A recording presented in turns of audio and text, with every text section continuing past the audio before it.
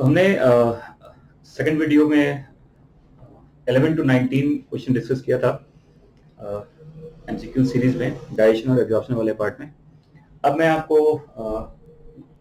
20, 21, 22 question यहाँ देखिए। तो 20 में क्या लिखा हुआ है देखो, if the secretion of augmentic cell is blocked, what can be expected in our digestive physiology? कहने का मतलब ये है कि अगर ऑग्जेंटिक सेल हमारे एलिमेंट्री कैनाल में उसके एक्शन को ब्लॉक कर दिया जाए तो किस तरह का प्रॉब्लम हमारे एलिमेंट्री कैनाल में डाइजेशन वाले पार्ट में डेवलप हो सकता है। तो इसका ऑप्शन देखो लिखा हुआ है, development of peptic ulcer, severe chances of pernicious anemia, gastrointestinal infection, and no protein digestion। तो आप सोचिए इसका आंसर क्या है।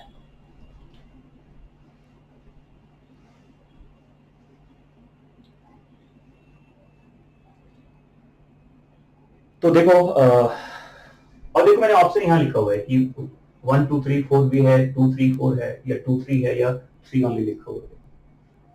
तो मैं बता दूं आपको कि पेप्टिक अल्सर जो होता है ये एक तरह का इन्फ्लामेटरी प्रॉब्लम है आपके एलिमेंट्री कैनाल में, आपके स्टमक वाले पार्ट में, जो इनिशियल जो इंटेस्टाइन का पार्ट है या थोड़ा अपर लोअर ड्यूडेनम का जो लोअर इसोफेगस का जो पार्ट है, वहां भी ये प्रॉब्लम आ सकता है। तो पेप्टिक अल्सर जो होता है इसका कारण क्या है कि आपके एलिमेंट्री कैनाल में, आपके स्टमक वाले पार्ट में एक बैक्टीरिया हाइलोबैक्टर पाइलोरी जिसे कहते हैं, ये जो बैक्टीरिया वगैरह होता है ये क्या करता है, म्यूकस मेम्ब्रेन के लेयर को इरोड कर देता है ना। तो बहुत ज्यादा जो आपका HCl का डायरेक्ट एक्शन है वो, और यहाँ पे HCl बन ही नहीं रहा, एक्चुअली ऑक्जेंटिक सेल नहीं आ रहा। तो पेप्टिक अल्सर वही हुआ, ये जो या तो एक तरह का ये इन्फ्लामेटरी प्रॉब्लम है जो HCl के एक्शन होने की वजह से होता है। इन्फ्लामेशन कहते हैं इसको एलिमेंट्री कैनाल का, inflammation of the part of the stomach, upper small intestine, even the lower part of oesophagus. तो ये तो पॉसिबल नहीं है, पेप्टिक अल्सर नहीं होगा। परनीशियस एनीमिया, अब देखो ये क्या है। तो पता है कि ऑर्गेनिक सेल से जो कैसल इंट्रिंसिक फैक्टर, आपने नाम सुना होगा, क्या कहते हैं बताओ, कैसल कहते हैं ना, कैसल इंट्रिंसिक फैक्टर, ये भी कहां से आता है बताओ, ऑर्गेनिक सेल से। और ये जो फैक्टर होता है ये बहुत जरूरी होता है विटामिन B12 के एब्जॉर्प्शन में, जो आपके टर्मिनल पार्ट ऑफ इलियम में होता है ना। तो इलियम में जो विटामिन B12 का एब्जॉर्प्शन हो रहा है उसके लिए कैसल फैक्टर का होना जरूरी होता है। और अगर आपके ब्लड में, अगर आपकी बॉडी में B12 की एबिलिटी ना हो तो जो आरबीसी का फॉर्मेशन है वो पॉसिबल नहीं होगा। आरबीसी के बनने के लिए हमें विटामिन B12 की जरूरत है, तो हम एनीमिक हो जाएंगे आरबीसी ना बनने की वजह से, उसी को परनीशियस एनीमिया कहते हैं। तो ये तो हो जाएगा, severe chances of pernicious anaemia, that is true. और HCl अगर नहीं बन रहा है तो ऑब्वियस सी बात है कई तरह के गैस्ट्रो इंटेस्टिनल इन्फेक्शंस के चांसेस तो बनेंगे, क्योंकि HCl एंटीमाइक्रोबियल भी होता है।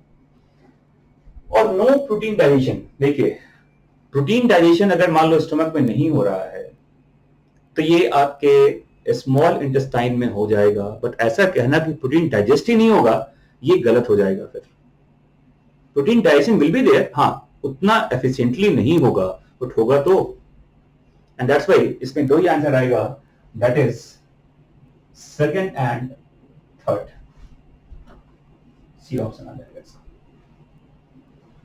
ठीक है, चलिए आगे चलते हैं। 21, mark the incorrect statement for salivary glands. ये मेजर सैलिवरी ग्लैंड्स के बारे में पूछ रहा हूं आपसे। देखो वैसे तो बहुत तरह के सैलिवरी ग्लैंड्स होते हैं, माइनर बहुत से तरह के होते हैं, बट मेजर 3 पेयर्स ही होते हैं। हमने पढ़ा है parotid, submandibular and sublingual glands, 3 pairs they are. तो ऑप्शन में क्या लिखा हुआ देखो कि major salivary glands are located inside the buccal cavity Its secretion helps in formation of bolus. Its secretion contains electrolyte like sodium, potassium, chloride, bicarbonate, as well as lysozyme. और D क्या लिखा है बताओ? Neural reflexes mostly regulates its secretion. Simple सा question है, इसके बिल्कुल direct line NCERT में भी लिखा गया है इसका, एंड होपफुली आपने इसका आंसर सोच लिया होगा। और इसका आंसर क्या है बताओ? इसका आंसर है ए। जानते हैं कि ये जितने भी ग्लैंड्स हैं, आपको पता होगा इसके बारे में। देखिए थोड़ा सा मैं इसका और थोड़ा इसको डिटेल से बता दूं यहाँ पे।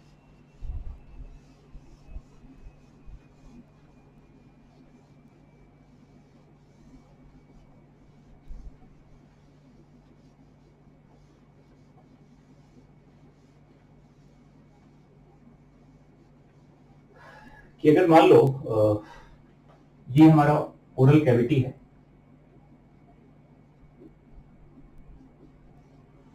ये जो पेयर्स में ग्लैंड्स आते हैं, पैरोटिड, सब मैंडिबुलर एंड सब लिंगुअल। लार्जेस्ट पैरोटिड को कहते हैं, जो डक्ट के साथ ओरल कैविटी में आता है। होता तो कैविटी के बाहर ही है, बकल की कैविटी के बाहर ही होता ना। सब मैंडिबुलर डक्ट से खुलता है, ये लोअर जॉ के पास होता है, एंगल कहते हैं, at the angle of lower jaw, इस पोजीशन पे रहता है ये, सब मैंडिबुलर कहते हैं इसको। ये तो इस पोजीशन पे बिलो द एक्सटर्नल ईयर कहते हैं, यानी इस पोजीशन पे होता है कौन सा? Parotid gland. और टंग के नीचे इस पोजीशन पे क्या मिलेगा आपको? सब लिंगुअल का पार्ट होता है एक्चुअली, और ये भी डक्ट से खुलता है। ये तीनों ग्लैंड्स 3 पेयर्स होते हैं, मतलब ये 1-1 पेयर होते हैं, और ये सबका लोकेशन बकल कैविटी के बाहर है। इस डक्ट का नाम आप याद रखिएगा, इसको कहते हैं Stensen's duct. This connect parotid to the buccal cavity. इस डक्ट को क्या कहते हैं बताओ? इसे वॉर्टन्स डक्ट कहता है, वॉर्टन्स डक्ट। और इसको कहते हैं डक्ट ऑफ रिविनस।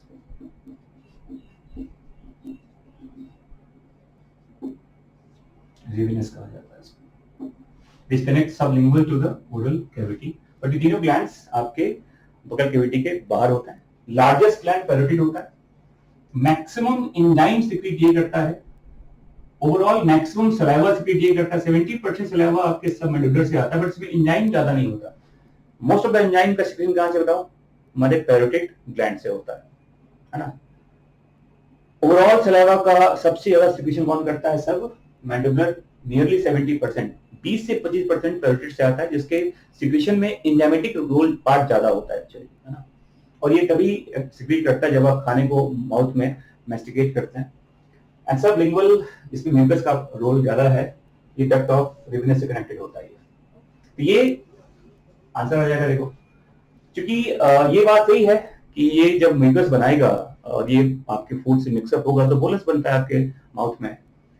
इसके सिक्रेशन में सोडियम है, पोटेशियम है, क्लोराइड आयन है, बाइकार्बोनेट है, लाइसोजाइम होता है। और ओवरऑल जानते हैं कि पीएच सलाइवा का 6.8 के आसपास होता है, स्लाइटली एसिडिक पीएच कहते हैं इसका, है ना। लाइसोजाइम भी होता है इसमें, एंटी माइक्रोबियल होता है ये। और याद रखना, पीएसएनएस रिफ्लेक्सेस बहुत स्ट्रांगली एक्ट करता है। अगर पूछा जाए कि रिफ्लेक्स एक्शन सबसे ज्यादा किस ग्लैंड को इन्फ्लुएंस करता है आपके बॉडी में सिक्रीशन के लिए, डाइजेस्टिव वाले पार्ट में, तो ये सेलेब्री ग्लैंड से ही होता है। और जो पीएसएनएस का एक्टिवेशन है, पीएसएनएस आपके माउथ में सलाइवा के सिक्रीशन को कई फोल्ड बढ़ा देते हैं। खट्टा खाना हो या थोड़ा रफ फूड हो, है ना, या फिर आपका जो एक साइट रिफ्लेक्स है, या फिर आप कह सकते हैं ऑल्फैक्टरी रिफ्लेक्सेस वगैरह भी होता है। इनका सबकी वजह से भी हमारे सलाइवा के सिक्रीशन में कई फोल्ड का इंक्रीजमेंट आ जाता है ना। तो इसका आंसर है क्या बताओ? ए। अब देखो 22 क्वेश्चन क्या लिखा है कि which of the following is not a complete smooth muscle activity of wall of alimentary canal।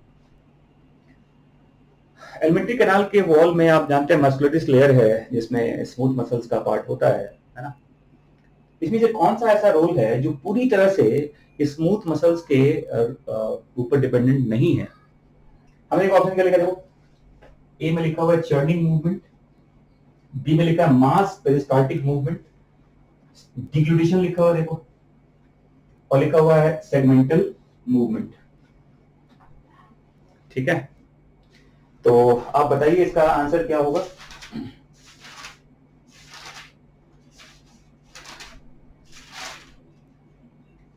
DE होता है इसका, इट्स DE।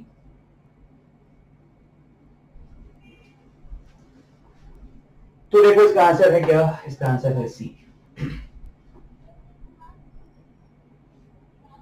कैसे? चर्निंग मूवमेंट क्या होता है बताओ? ये काफी fast peristaltic, rapid peristaltic movement of the stomach is called churning movement, जो मैकेनिकली भी फूड को ब्रेक करता है और आपके एसिडिक काइम को मतलब आपके बोलस को एसिडिक काइम में भी कन्वर्ट करने में हेल्प करता है ये। तो churning movement is the very rapid, the fastest peristaltic movement of the alimentary canal, जो स्टमक में होता है, जो एक मैकेनिकल एक्शन के थ्रू फूड को भी ब्रेक करता है, and that movement is called churning. और जानते हैं कि स्टमक के वॉल में जो भी मसल्स है वो स्मूथ मसल्स का ही पार्ट होता है। 3 तरह के वहां पे मसल्स हैं, ये भी जानते हैं आप। ऑब्लिक भी होता है वहां पर, ऑब्लिक मसल जानते हैं, केवल और केवल ये स्टमक के मस्कुलरिस लेयर में होता है।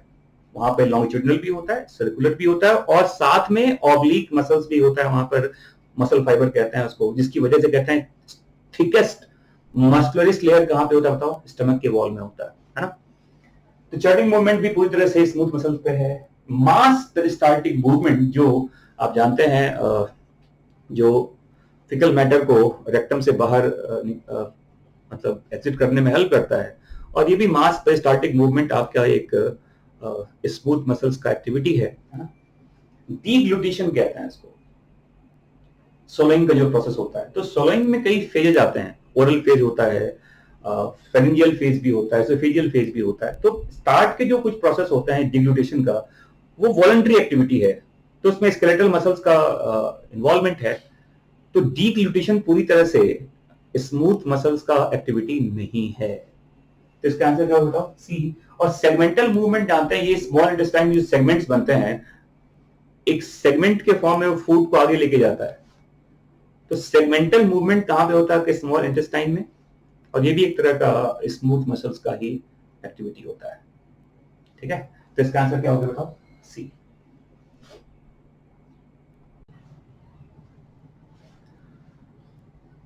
हाँ जी बच्चों, तो देखो यहाँ पर अब ये हमने 3 क्वेश्चन और लिखा है यहाँ पे, 25 ये कंप्लीट हो जाएगा। तो 23 में देखिए आप, क्वेश्चन क्या है कि after complete oxidation of 5 gram of each food component including carbohydrate, protein and fat in A bomb calorimeter. ये एक बिल्कुल इन विट्रो कंडीशंस का आप ये कह सकते हैं एक इंस्ट्रूमेंट होता है जहां पर कैलोरिक वैल्यू फूड को हम ऑब्टेन करते हैं। तो आप जानते हैं कि जो बॉम्ब कैलोरीमीटर है, ये कोई बॉडी में इस तरह का सिस्टम तो होता नहीं है। जो थ्योरेटिकल वैल्यू और फिजियोलॉजिकल वैल्यू जानते हैं आप, वो डिफर करता है।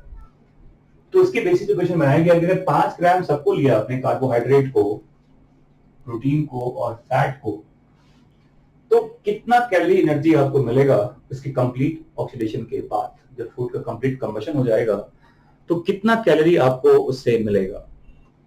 सोचिए इसका आंसर क्या है, बताइए। मुझे लगता है कि आपने देखा होगा वो थ्योरेटिकल वैल्यू और क्या आता है, फिजियोलॉजिकल वैल्यू आता है। तो प्रोटीन का आई थिंक एनसीईआरटी में भी ये इंफॉर्मेशन है, नियरली 5 किलो कैलोरी पर ग्राम आता है, और जो फिजियोलॉजिकल वैल्यू है वो 4.14 के आसपास आता है, नियर अबाउट कार्बोहाइड्रेट ओनली, है ना। तो अगर आप इसका आंसर देखें तो 5 इंटू 5, 5 इंटू 4 और 5 इंटू 9, 9.1, 9.2 के आसपास आता है। तो 25 ये प्रोटीन का हो गया, 20 हो गया 4.1 के आसपास, 4.2, तो ये हो गया आपका नियरली 20 के आसपास, 21 के आसपास, और 45 ये हो गया देखो। तो नियरली आप देखिए, तो ये आंसर जो आएगा ये आएगा 90 से 91। अगर देखो इसमें डिफरेंस क्या है, अगर मैं पूछता आपसे कि फिजियोलॉजिकल वैल्यू बताओ, है ना, इन सभी का अगर ये बॉडी में यूटिलाइज हो रहा है तो ये लगभग ये वाला वैल्यू आ जाएगा, है ना, क्योंकि प्रोटीन्स जब आप फिजियोलॉजिकल वैल्यू देखते हैं उसका तो नियरली वो 4.1 या 4 किलो कैलोरी पर ग्राम आता है वो, तो फिजियोलॉजिकल वैल्यू ये होगा। ये थ्योरेटिकल वैल्यू है बॉम्ब कैलोरीमीटर में, वो वैल्यू ये आएगा, आप इसको मल्टीप्लाई करके देख सकते हैं। तो ये याद रखिएगा कि फिजियोलॉजिकल वैल्यू और थ्योरेटिकल वैल्यू थोड़ा सा डिफर करता है, और ये डेटा आपके एनसीईआरटी में भी दिया गया है, तो वहां से आप इसको देख लीजिएगा, ठीक है। अब देखिए क्वेश्चन नंबर 24, एक्सेसिव डिस्टेंशन और irritation of duodenum results in, क्या होगा बताओ।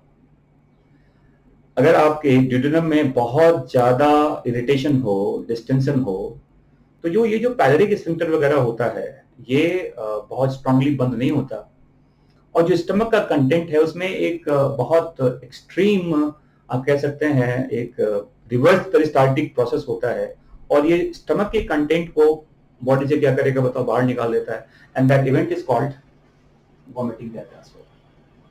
वॉमिटिंग आप जानते हैं, वॉमिटिंग का सेंटर आपके मेडुला में होता है एक्चुअली, ये भी रिफ्लेक्सेस से एक्ट करते हैं, और वॉमिटिंग के पहले एक नॉजिया वाला फीलिंग आता है, और नॉजिया के बाद आपका जो स्टमक का कंटेंट है वो फोर्सफुली आपके एलिमेंट्री कैनाल से या माउथ कैविटी से क्या होगा वो बाहर आ जाएगा।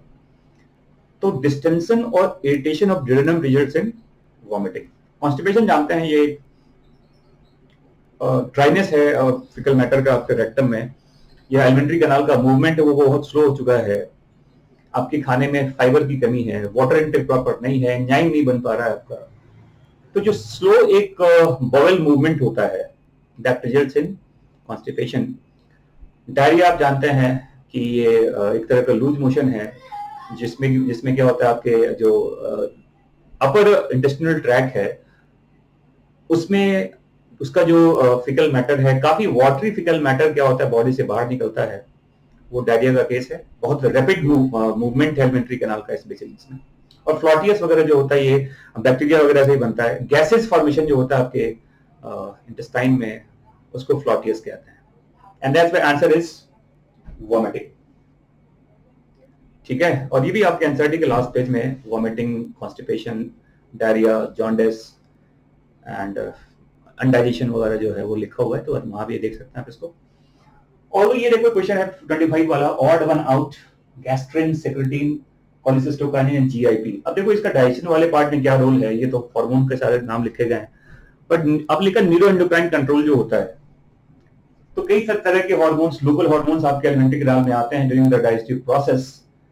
तो गैस्ट्रिन आप जानते हैं ये गैस्ट्रिक जूस को बढ़ाता है, और बाकी ये जितने भी आप इंटेस्टिनल म्यूकोसा के ये सारे हार्मोन्स होते हैं, सेक्रेटिन, कोलिसिस्टोकाइनिन और जीआईपी, अगर देखा जाए तो इन तीनों का एक कॉमन इफेक्ट है, ये सभी गैस्ट्रिक जूस के सिक्रीशन को रोकने का काम करता है। कंबाइंड फॉर्म इसको एंट्रोगैस्ट्रॉन भी कह देते हैं एक्चुअली। तो इनका एक्शन जो होता है गैस्ट्रिन से रिवर्स है। गैस्ट्रिन क्या करता है बताओ, आपके फूड के एसिडिक नेचर को बढ़ाता है, जबकि ये सब फूड के अल्कलाइन नेचर को बढ़ाने का काम करता है। और सेक्रेटिन गैस्ट्रिन के एक्शन को रोकने का काम करता है। In that sense the answer is called. और वैसे भी देखो गैस्ट्रिन का सिक्रीशन कहां से बताओ, ये स्टमक के म्यूकोसल लाइनिंग से होता है, बाकी सब इंटेस्टिनल म्यूकस लाइनिंग का क्या बताओ सिक्रीशन है। तो चलिए, मैंने डाइजेशन एब्जॉर्प्शन का 3 वीडियो बनाया मैंने 25 क्वेश्चंस का, and I can say with guarantee कि अब 25 क्वेश्चन के अलावा आप कहीं से भी, आप किसी भी लेवल के क्वेश्चन को डिस्कस कर लो, आपके एक भी क्वेश्चन आपसे नहीं छूटने वाला। एक मॉडरेट जो स्टडी है आपका, और कोई मतलब नहीं होता कि इससे ज्यादा बियॉन्ड कोई आपके क्वेश्चन को फ्रेम कर ले और इस चैप्टर से क्वेश्चन को बना ले। ये मेरा अपना एक कॉन्फिडेंस है, और आपके लिए ये 25 क्वेश्चन मोर देन सफिशिएंट है for the revision of this chapter digestion and absorption. मैं आपको अगले वीडियो में अब बताऊंगा ब्रीदिंग एक्सचेंज वाला जो चैप्टर है। तो होपफुली आपने सबने सब्सक्राइब किया हुआ है, तो आपको नोटिफिकेशन मिल जाएगा उसका।